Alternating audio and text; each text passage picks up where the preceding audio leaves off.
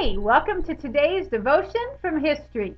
On May 5th of 1925, Tennessee high school teacher John Scopes was charged with teaching ideas that were developed from Charles Darwin's book on the origin of species.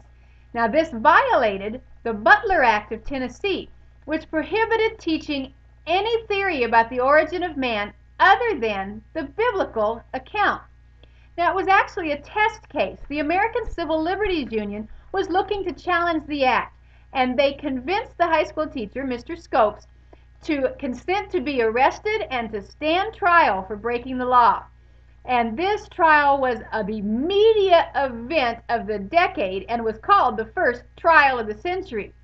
The lawyers were two lawyer celebrities, William Jennings Bryan for the prosecution and Clarence Darrow for the defense. It was the first trial to be carried on national radio. Now, the ACLU originally intended to challenge the Butler Act because it violated the teacher's individual rights and freedom. But Clarence Darrow, by the later stages of the trial, had largely abandoned the ACLU's original intent, and what he attacked was a literal interpretation of the Bible. He even went so far as to call the prosecution attorney, William Jennings Bryan, to the stand and have him give a defense of his interpretation and understanding of what the scriptures were.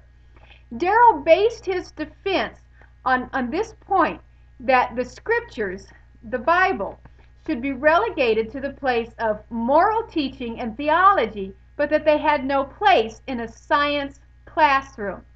Well, after 8 days of trial, the jury came back within 9 minutes of deliberation. They found Scopes guilty and fined him $100.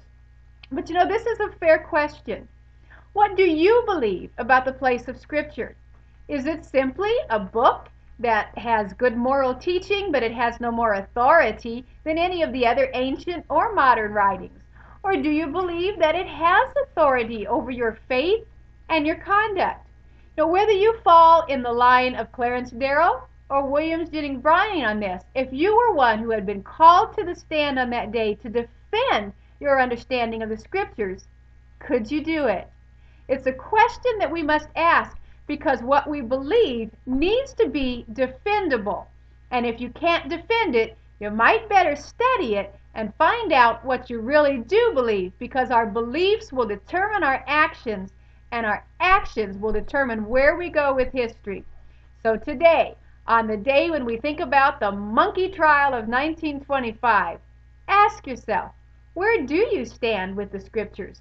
And wherever you stand, be sure you can defend it. I'll see you tomorrow on Devotions from History.